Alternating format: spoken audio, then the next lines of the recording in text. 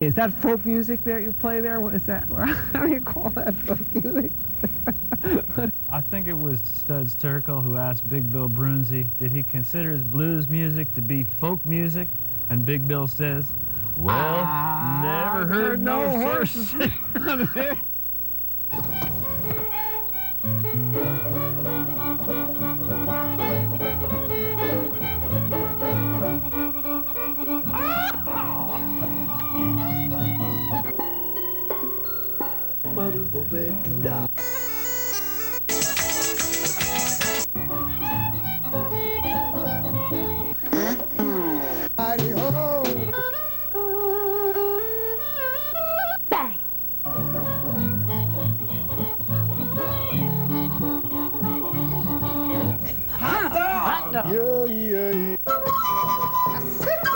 Don't hesitate. It could be your ticket to a new tomorrow.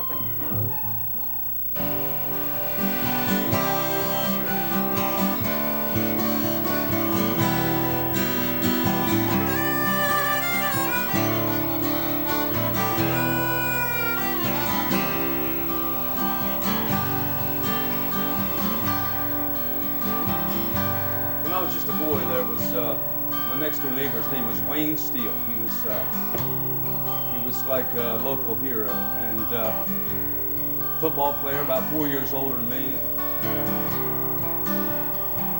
And he's everything I wanted to be. I can still see him now. He could take a bottle of Jack Daniels and just put it in his teeth and just drink it straight down. And I mean, I don't need that in my life, but as a kid, you know, you admire that. And he died in a car accident, and it really broke my heart. And I'm from a little town called Clarksville, Delaware. And so I went on the steps. I used to go into church and all by myself, Methodist church. And sometimes I used to go in there and say, God, if you're really in here, could you just say my name one time? Just say my name. Just say Mike. I won't tell nobody. I think you could just do that. And this was about 1967, and there'd been a couple break-ins in the church, and they locked the doors. I was sitting on the steps of St. George's Church, and I was asking God, I was saying, God, how come this had to happen? How come Wayne had to die? He just got married and his wife's pregnant. And as I was asking God this and playing my harmonica, right out of an overcast sky, a light came down and shined right around me. And it scared me so bad, I ran to our country store, which was about 50 yards away. And I told my grandpa. He raised me since I was a boy. And he came and he saw that light, and I was such an ornery boy. And he said, son, you sit right underneath that light. It was just coming right out of the sky. I mean, right out of the overcast clouds. He said, I'm gonna go get the pastor. A couple minutes later, here come my grandpop and the pastor, both of them running. And my grandpop didn't run too much. He limped on one leg. And he said, now don't move, son. And all of a sudden that light started moving around me. Well, there was two ladies in the church, and they worked in a newspaper office called the Delmarva News. Today it's not even in existence. It was just a little paper. And these two ladies, they were in charge of telling folks who had gone over to whose house for dinner on Sunday and who was in town from Virginia or wherever. And they wrote this story in the Delmarva News called The Mystery Light. And 6 weeks after this song, well, I'll sing the song. It goes like this.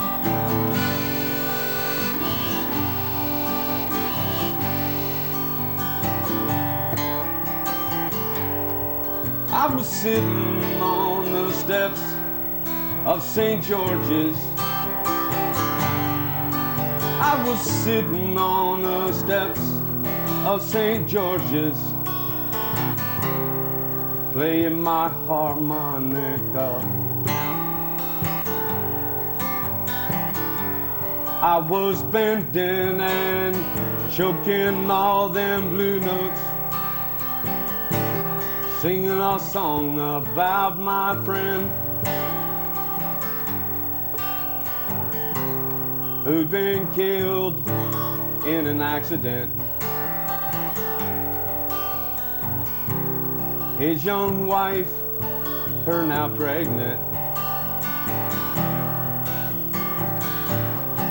And I wondered,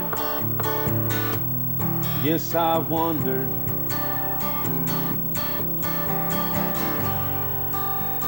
were you really there in Clarksville?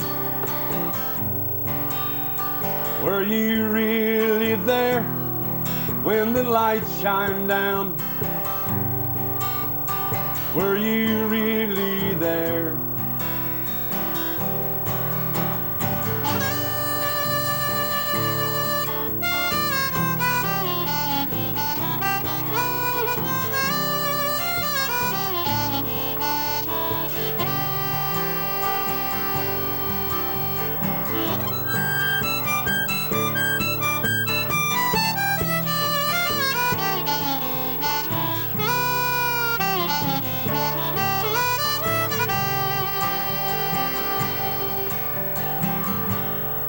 On that night with the overcast sky, this light, it shined down. All the folks there in Clarksville saw the light as it shined around. And I've wondered,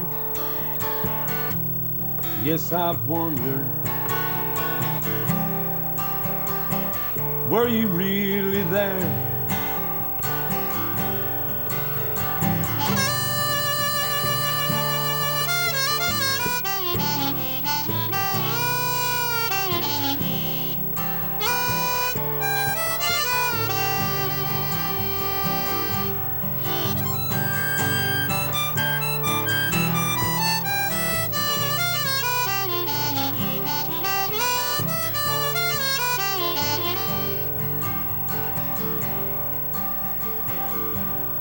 Yes, I was sitting on the steps of St. George's, playing my harmonica.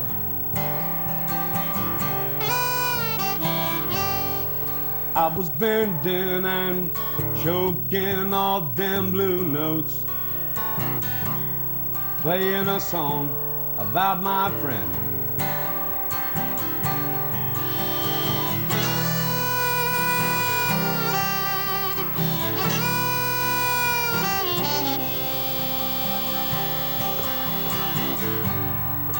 And I've wondered, yes, I've wondered, were you really there in Clarksville? Were you really there? And what happened was 6 weeks later they came out with the paper, and the paper said, "Mystery light solved." You see, Bob Lawrence in Salisbury, Maryland was having a car sale that night, and they had a great big beam light that they'd shoot up, and I didn't know anything about it, but they said that it got caught between a double stratosphere, and it ricocheted, and it came out 40 miles northeast of where that light shot up into the sky. To this very day, they still shine that light up, Bob Lawrence, when he has a car sale, every weekend usually. And so even though it was figured out, you know, it just didn't have to happen that night I was there. And I always felt like something really did take place. And anyway, on the steps of St. George's. All right. The show is Horses Sing None of It. My name is Ralph Litwin, and our guest today is Mike Truitt. Welcome to the show, Mike. Pleasure to have you here. Thank you very much for inviting me here. Now, the way Mike ended up here was that Sandy Riley, our co-producer, was down in Ocean City, Maryland on the boardwalk on vacation, and this is a picture of Mike at his regular spot on the boardwalk there, where Sandy walked by, I gather, and was immediately attracted to his music, as I am. That's right, that's 9th Street. I've been playing there for 31 years. Been playing there for 31 years There in the same spot? There in a place called Bethany Beach. I played in Bethany Beach for years, but people would give me money and they don't like that.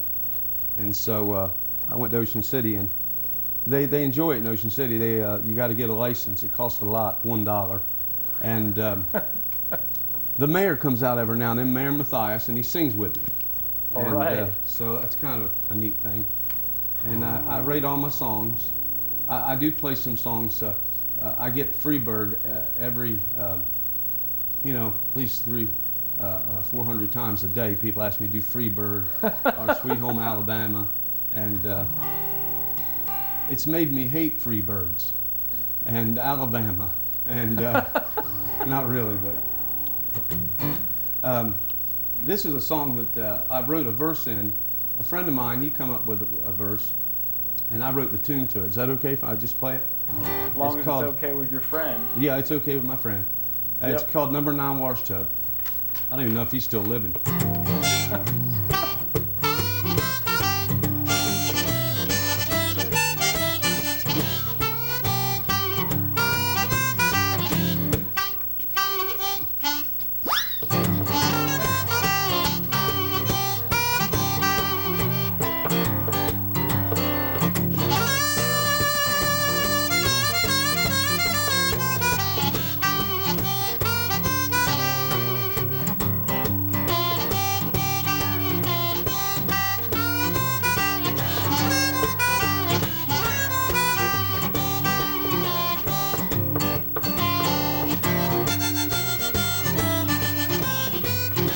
Long intro. I get into it.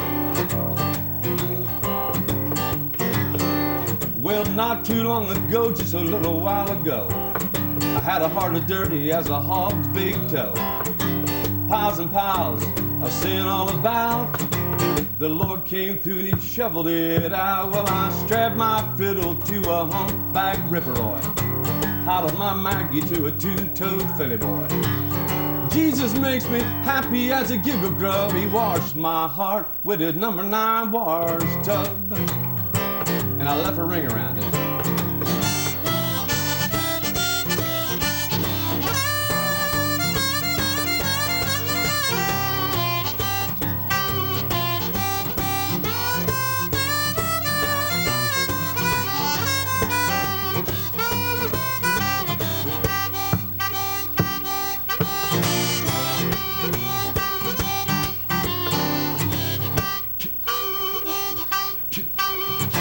Not too long ago, just a little while ago. I already said that. Not too long ago, just a little while back, had a heart as dirty as a chicken shack. The Lord said, son, you're headed on a bad trip. You need to take a plunge in the gospel sheep dip. When I strapped my fiddle to a humpback rifferoy, and I hodled my Maggie to a two-toed filly boy. Jesus made me happy as a giggle grub. He washed my heart with his number 9 wash tub.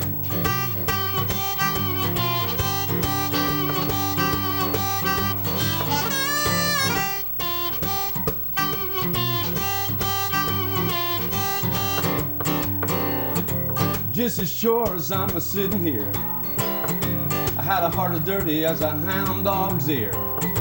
Now I'm just as happy as a chicken grubbing for a root. I got a heart as clean as a nail on her boot. While I strapped my fiddle to a humpback rifferoy, and I hodled my Maggie to a two-toed filly boy.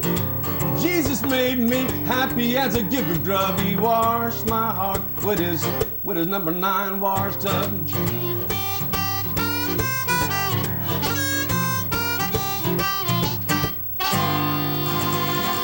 I left a ring around it. Yes, I did. All right.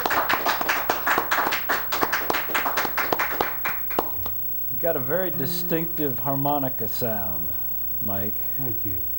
And I say that as a harmonica player myself. That's right. That's what I've heard. Do you They said you was famous on one. blame us? Burn it right up while he's playing.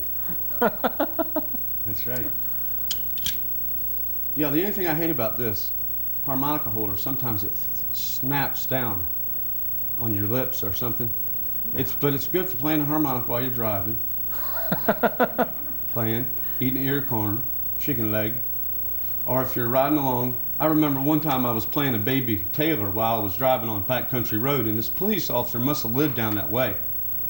And he stopped me, and it was a lady cop, and so when she came to I was more interested in getting my seatbelt on than I was undoing my Taylor guitar. She said, "You're not playing that guitar, are you?" And I said, "It's a medallion." And she got laughing and let me go. So that's the only time a state trooper ever let me go for anything. I mean, you know, just because I speed a lot of times, and that's why I ride on country roads, because maybe they're not there, but they're there too.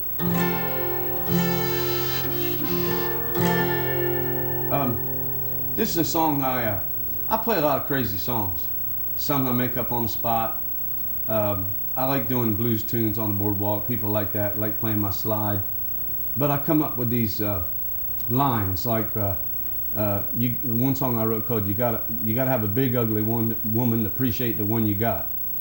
And I used to say big fat woman because, you know, people get offended because everybody feels like they're fat. So you can't sing that, especially on the boardwalk. People be wearing their bathing suits. And when I put my bathing suit on, people dress me with their eyes. And so, you know, I understand. So I said, okay, now, big ugly woman.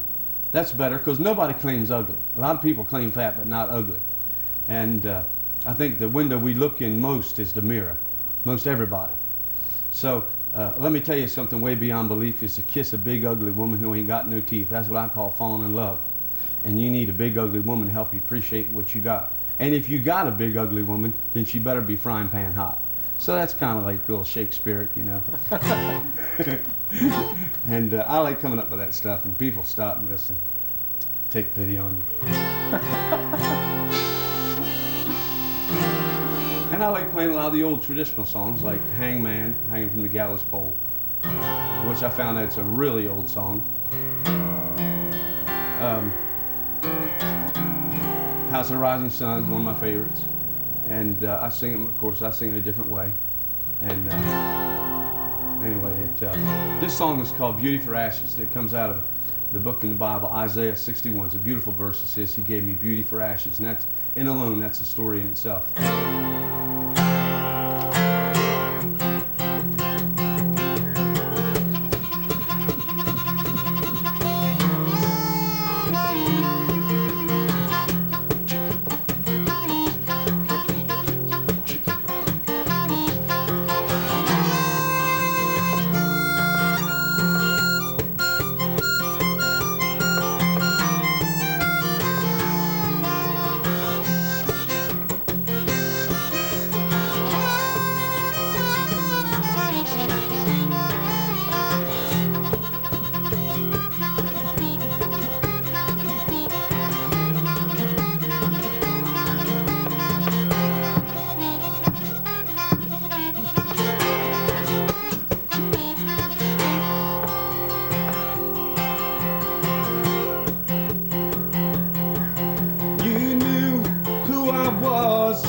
Before I met you,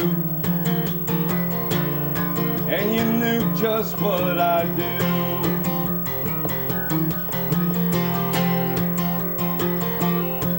Yes, you knew my reputation,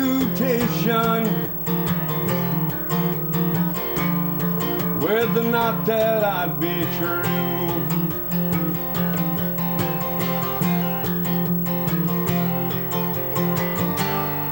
Gave me beauty for my ashes. You gave me your beauty for my ashes.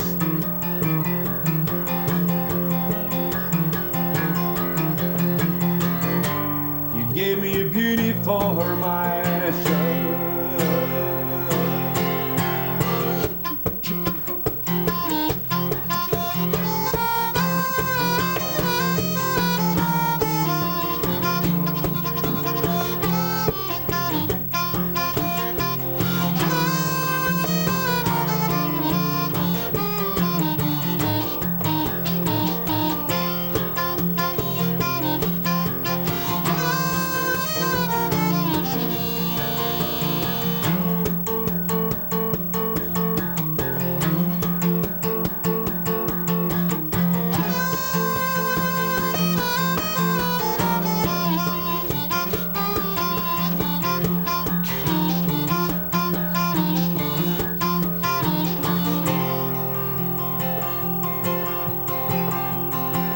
Yes, the prison bars that once held me so tight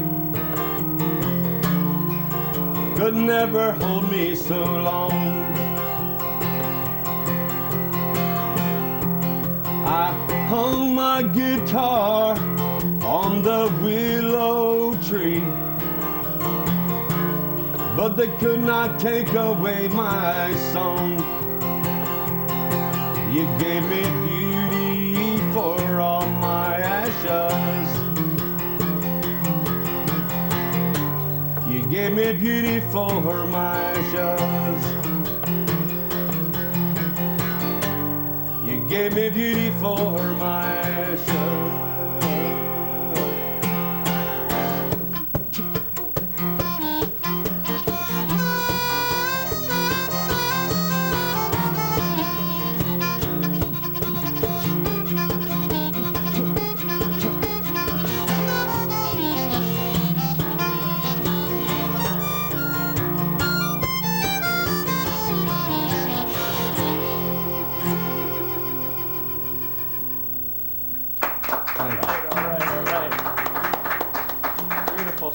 Beautiful stuff. Now you have some recordings. Your first is called Plain Slice Mike, and for more information people can go to email you at plainslicemike@aol.com. Right. That's my actual act name, Plain Slice Mike, and I have a song in there called Plain Slice Mike. And that's also Plain Slice Mike. That's the second CD. It's called Coming Out of the Blue, and that's going to be done this week. So before this show airs, you'll have this one available too. Yeah, online. And it'll cost people, is it all right for me to say that? No. Okay. Thousands of dollars. Pity me. Okay. It's just not expensive, that's all. Okay. We're just not allowed, we're non-commercial, so we're not allowed to give out prices. But for more information, please contact Mike at plainslicemike@aol.com. How'd you get that name, Plain Slice Mike? I used to do my own recording, and we called it Ponebrid Studio, or Ponebrid Record Company. And it was just a joke, because I can't even operate it. I mean, I'm so poor at operating. So I had this fella who's like a genius at doing it, but he's agoraphobic, and he's moody, and he never comes out when you want him to. And I got sick of fooling with this guy, but he's a great artist, plays every instrument I've ever seen. His name is Bobby Daigle. He's an incredible songwriter, but he has panic attacks when he sees crowds, and he's up all night, and he sleeps all day. He's almost like a groundhog, but I mean, he does come out, you know, every now and then, but not much. To see him in public would be a rare thing. Oh, yeah. I'm going to do a song in A minor. I'm a little nervous, and my voice feels a little dry, but I just wanted to say that because it makes me feel better. It makes me feel more honest. You know, all kind of things happen to keep you humble. I've had opportunities to open up concerts. I didn't even know who these people were. Ted Nugent walked up to me on the boardwalk one time and asked me if I'd open a concert for him. I didn't know who he was. Like, he had a group of people walking behind him, and they said, "You don't know who this is?" I didn't know who he was. I didn't have a record player. And And I had a lot of opportunities to open up and play and record with Ed King of used to be in the Leonard Skinner band.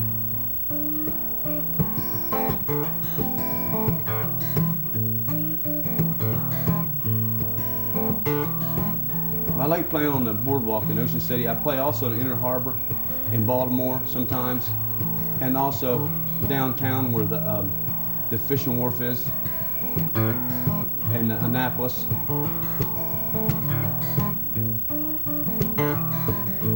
And one time I went to down in Florida to visit my son, and somebody robbed me, and so I stopped in Savannah and played on the street there and made enough money to get home.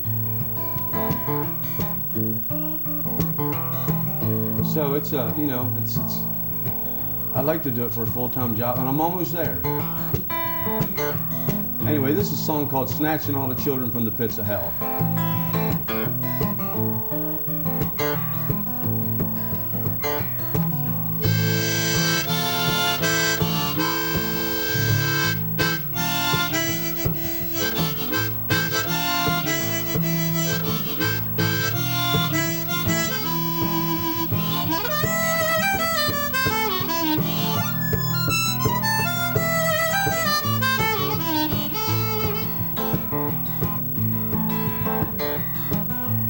Well, I'm snatching all the children from the pits of hell, snatching all the children from the pits of hell. You gotta tell them often, gotta tell them well.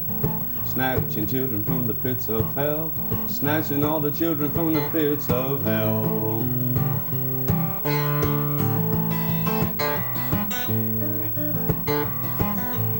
Well, let me tell you something, let me tell it to you right. Beelzebub got a big appetite. He wants to barbecue your flesh and turn you just like. Snatching children from the pits of hell. Yes, I'm snatching children from the pits of hell.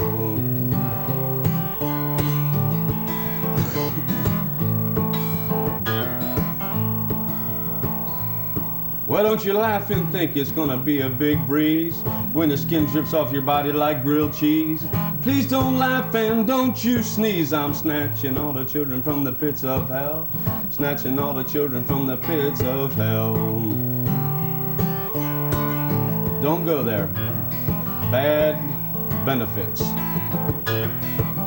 No air conditioning. Just prayer conditioning, and it don't work.